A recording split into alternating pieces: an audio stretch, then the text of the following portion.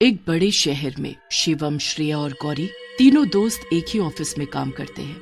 एक शाम को सभी एक साथ बैठे हुए थे कि तभी गौरी ने कहा, मैं इस वीकेंड घूमने जा रही हूँ। तुम कहाँ घूमने जा रही हो, वो भी अकेले अकेले? मैंने एक ऐसे घर के बारे में सुना है जो बांस का है। इसमें क्या स्पेशल है? गांव में ये आम बात है। उसमें एक स्पेशल बात है कि वो बांस का घर पानी के ऊपर है। क्या सच में? हाँ, मैं कल सुबह ही वहाँ जा रही हूँ। फिर हम दोनों भी तुम्हारे साथ चलते हैं, ठीक है शिवम? हाँ, मैं भी चल रहा हूँ। तीनों दोस्त बांस के घर में जाने के लिए तैयार हो गए। अगली सुबह शिवम, श्रेया और गौरी तीनों अपनी कार से बांस के घर में रहने के लिए निकल गए। गौरी, तुमने मुझे इतने ज्यादा ख्वाब दिखा दिए हैं कि मैं उस घर को देखने के लिए बहुत एक्साइटेड हूँ। हाँ, उस घर में रहने के लिए बहुत दूर दूर से लोग आते हैं। वैसे मैंने आज तक ऐसे किसी घर के बारे में नहीं सुना। कोई नहीं, अब तुम देख ही लेना। उनको अपनी मंजिल तक पहुंचने के लिए सुबह से शाम हो गई और वो एक जंगल में जा पहुंचे। जंगल में चारों तरफ से अजीब सी आवाजें आ रही थी और बहुत तेज हवा चल रही थी। जानवरों की आवाजें आ रही थी। गौरी, हमें तुम कहाँ लेकर आ गई हो? ये कौन सी जगह है? ये तुम हमें कहाँ ले आई हो? ये जंगल कितना डरावना होता है। वो बांस का घर कहाँ है? मुझे लगता है कि बांस का कोई घर है ही नहीं। तुम अपनी रिसर्च के लिए आई हो। हाँ, इस रास्ते से ही बांस का घर आएगा। तुम थोड़ा सा इंतजार करो ना, फिर जल्दी ही सब मिल जाएगा। हे भगवान जी, आज मुझे बचा लेना। ना जाने गौरी हमें कहाँ लेकर आ गई है। मुझे इसकी बातों में नहीं आना चाहिए था। मैं बुरी तरह फंस गई हूँ। तीनों आगे बढ़े, लेकिन हवा गाड़ी के अंदर आ रही थी और बहुत ज्यादा डरावनी आवाजें आ रही थी। लेकिन फिर भी वो हिम्मत करके आगे बढ़े और एक नदी के पास पहुंच गए, जहाँ पानी के ऊपर रोशनी में एक बांस का घर तैर रहा था। जब उनकी नजर उस पर पड़ी, वाओ! मैंने कहा था ना कि तुम्हें बहुत पसंद आएगा। हाँ, ये देखने में सच में सुंदर है। उन्होंने अपनी कार रोकी और बांस के घर को देखने लगे। अब मुझे यहाँ कुछ भी अच्छा नहीं लग रहा है। तभी किसी ने उनको बांस के घर के अंदर खींचा। वो एक जोर के धक्के के साथ बांस के घर में जाकर गिरे। कौन है? कौन है? मुझे यहाँ किसने फेंक दिया है? यहाँ कौन है? बचाओ! बचाओ! हमें यहाँ से भागना होगा। जल्दी से भागो, यहाँ कोई भूत या चुड़ैल है। तीनों दोस्तों ने वहाँ से भागने की कोशिश की, लेकिन तभी उनके सामने एक चुड़ैल आकर खड़ी हो गई। चुड़ैल के लंबे लंबे दांत बाहर निकले हुए थे और उनमें उसके बाल बिखरे हुए थे। ये देखकर तीनों की चीख निकल गई। मैं तुम्हें नहीं छोड़ूंगी। तुमने मेरे घर में घुसने की हिम्मत कैसे की? जैसे मैं सभी का खून पीती हूँ, ऐसे ही मैं तुम्हारा खून पी जाऊंगी। तुम मेरे दुश्मन हो।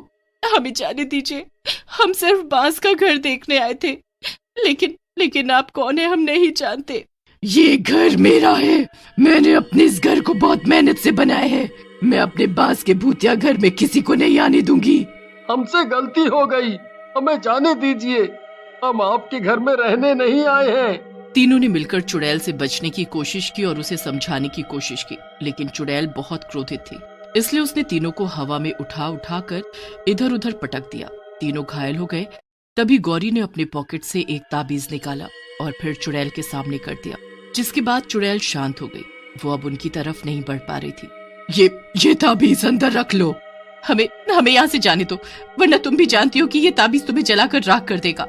आज तुम इस ताबीज की वजह से बच गए हो, लेकिन मैं उस गांव के लोगों को नहीं छोड़ूंगी। सभी को मार दूंगी मैं। तुम्हारी उस गांव के लोगों से क्या दुश्मनी है? क्योंकि उन सभी की वजह से मुझे अपने घर परिवार को छोड़ना पड़ा। मैं तुम्हें इस चुड़ैल रूप से मुक्ति दिलाना चाहती हूँ, लेकिन तुम पहले ये बताओ कि तुम्हें सबसे नफरत क्यों है? मेरा नाम बिंदकी है और इस गांव के लोगों से मुझे नफरत है क्योंकि ये बहुत साल पहले की बात है। बिंदकी अपने घर पर अपनी छोटी बेटी के साथ बैठी थी कि तभी बाहर से गांव का सरपंच कुछ लोगों के साथ आया। सरपंच जी? हाँ, तुझे समझाने के लिए मुझे यहाँ आना पड़ा। जल्द से जल्द तुझे ये घर छोड़ना पड़ेगा। मेरे पति की मौत हो गई। मेरे पास इस घर के और खेत के एक छोटे से टुकड़े के अलावा बचा ही क्या है?